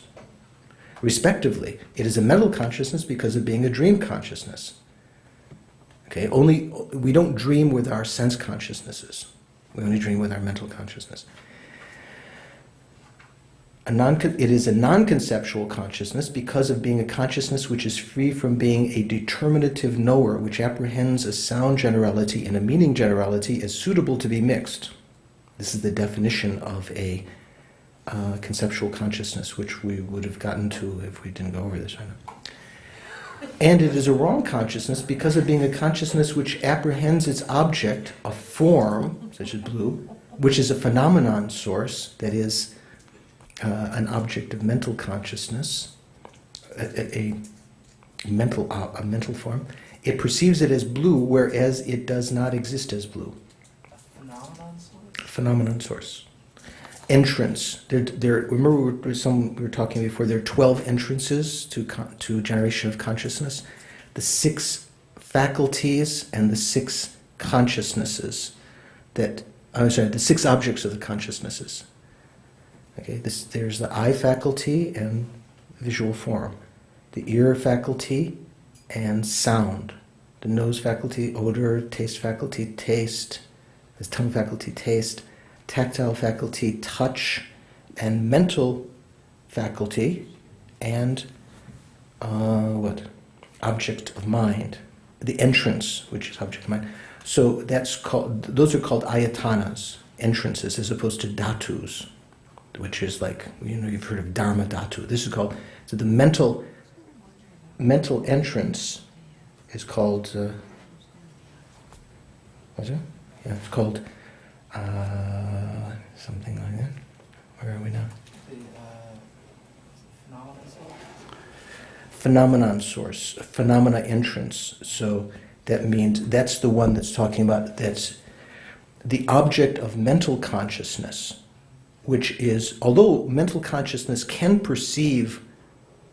have a perception of forms and sounds and smells and tastes and so forth, its exclusive objects are called dharmas, or chö, or phenomena.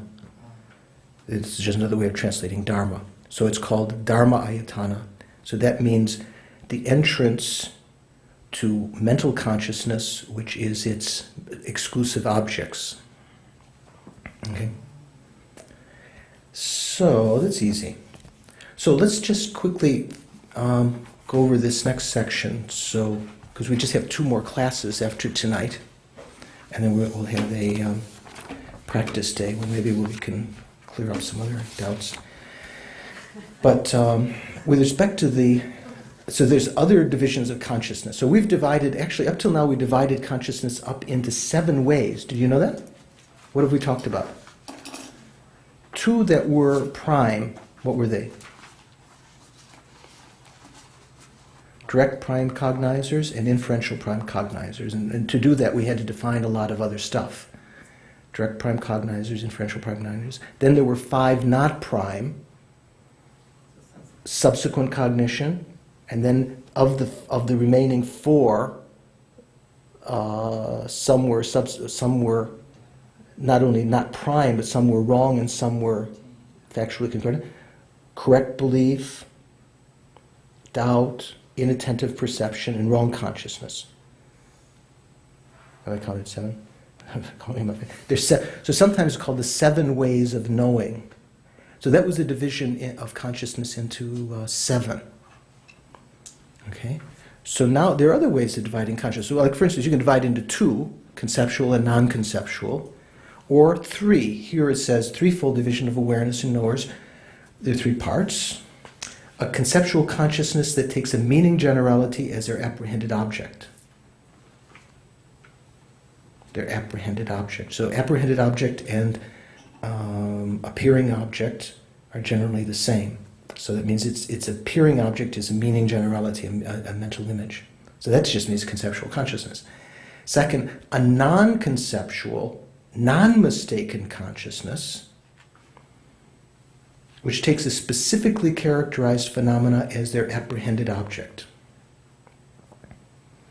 So that would mean like sense direct perceivers and things like this, and mental direct perceivers and so forth.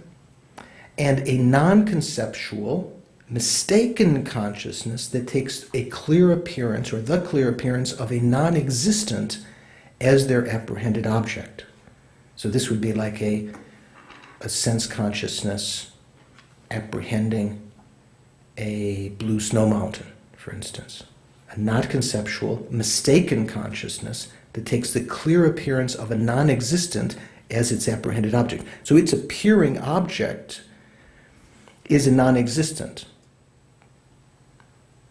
It's a clear appearance of a non-existent.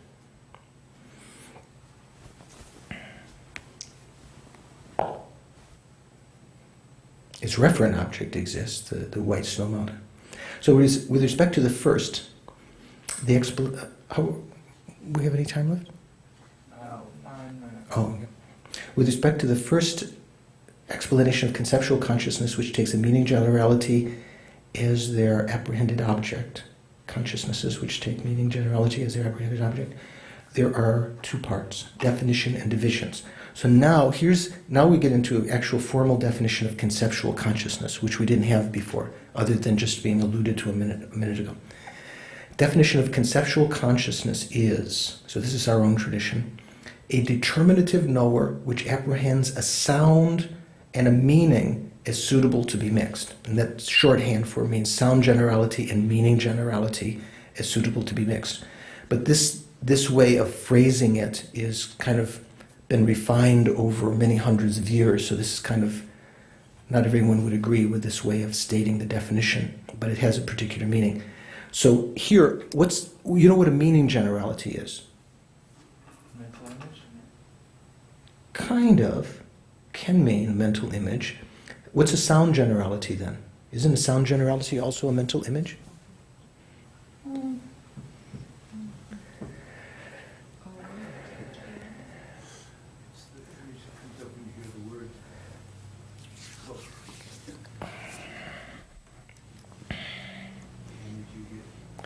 Let's see what it says here. The term sound, of sound and meaning, that means sound generality, refers to a sound generality, and the meaning refers to a meaning generality. That which apprehends those 2 as mixed apprehends a collection of these 2. There's a purpose of saying suitable to be mixed, because it is necessary to include conceptual consciousnesses in the continuum of a person who has not trained in nomenclature, in names, in giving names. This is because a conceptual consciousness in the continuum of such a person does not apprehend sound and meaning generalities as mixed, but merely as suitable to be mixed. Means they could be mixed. They could be joined. Okay?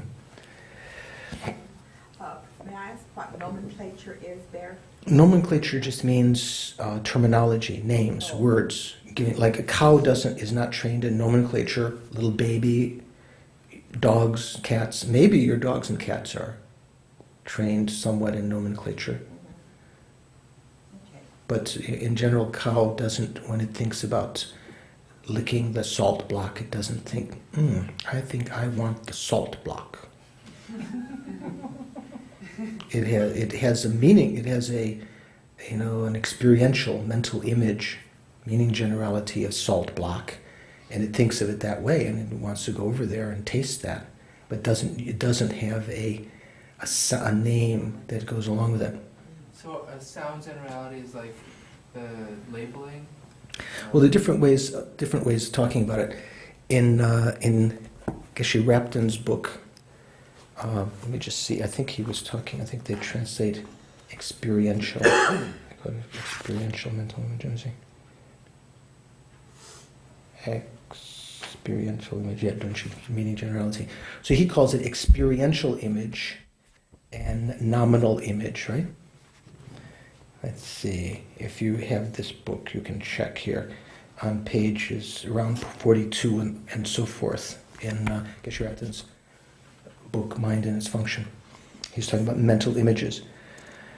The most distinctive element within a conceptual cognition is its apprehension of the object by means of mixing it with a mental image. That's another talking of meaning. The actual object, the appearance of the object and the mental image are mixed. But here, in any conception, the object conceived appears indistinguishably mixed together with a subjectively projected image of the object. That's not the meaning of mixing here. In the next page, 44, he calls conceptions based on experiential and nominal images. That's what we're calling here meaning generality and sound generality. He's calling it experiential and nominal images. A conception is defined as a conceiving cognition that apprehends its object. It's the same definition translated differently. He says a determinative knower in this text, right? Elizabeth Napper. Gozer Rinpoche or Steve Batchelor, whoever was actually translating this, said conceiving cognition. This is another way of translating determinative knower. That apprehends its object through the media of experiential and nominal images that are fit to be mixed. Do you see that as the same definition? Here it said, determinative knower that apprehends a sound and meaning generality as suitable to be mixed. Here he says, a conceiving cognition that apprehends its object through the media or via experiential and nominal images that are fit to be mixed or suitable to be mixed. Generally speaking, we define a mental image of an object as a mentally projected entity that, whilst not being the object, appears as though it were. Here, although we have to make a distinction between experiential images on the one hand and nominal images on the other, both of them nevertheless bear these defining characteristics. A sound generality is also a mental image. So you could also call it in general, it's a generality that appears to the mind. Thus, experiential images, or meaning generalities, and nominal images, sound generalities, are both of them are types of mental images. The difference lies in the manner in which the object in question has been or is being apprehended. If we have had or are having a direct cognition of an object, then it is possible for us to conceive of it via the medium of an experiential image, a meaning generality. If you perceive something, like you can say, for instance, if you only have, if Bill Clinton has been described to you, you haven't actually met him, or like, who's it? Dustin Hoffman. People often say he's much shorter than they thought. That's true. You know, okay. You have an experiential mental image. I think I have, yeah. Okay. Okay. So if otherwise it's just a nominal mental image, something that has come about because of nomenclature. Why don't you prepare for next time by reading in whichever text you have, or all of them, you have all of them, the sections on, here in this text, these divisions of consciousness, especially the definitions of conceptual consciousness, meaning generality, sound generality, or experiential mental image, nominal mental image, and we'll sort of try to iron that out next time. So let's finish up with a short dedication. We Yep. have one class before the practice day. That's right. After today.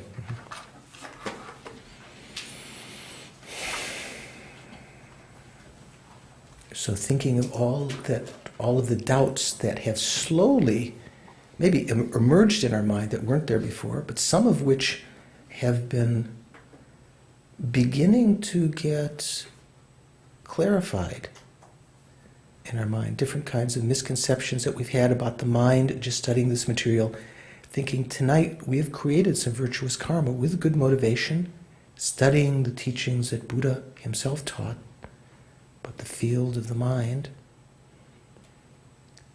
This kind of wisdom can be so beneficial because of the virtue that the virtuous motivation, positive motivation I had, definitely can ripen within cyclic existence as happiness. But let me try to make that, incredibly more powerful so that it's not exhausted by dedicating it to a goal, the ultimate goal in the future, my own enlightenment for the welfare of all sentient beings. May these merits ripen in that way. May they become the causes to bring about my own achievement of Buddhahood, becoming a Guru Buddha, so that I can lead all sentient beings to that same state. A mind in which all doubts, wrong views, even correct beliefs have been superseded by direct realization. Not even inferential understanding any longer, direct realization of all phenomena, knowing exactly how to lead sentient beings, their needs, their abilities, even however long it takes, even if to mortals it seems the Buddha doesn't teach perfectly because some people aren't illuminated immediately, knowing that some people have to be cultivated over a long period of time. Dedicate the merits to that goal.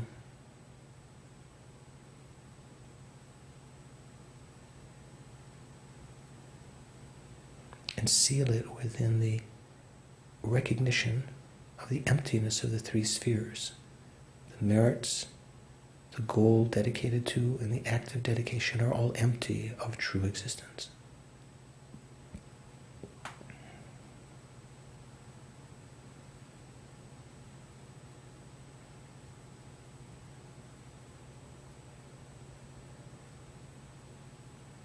Especially the self,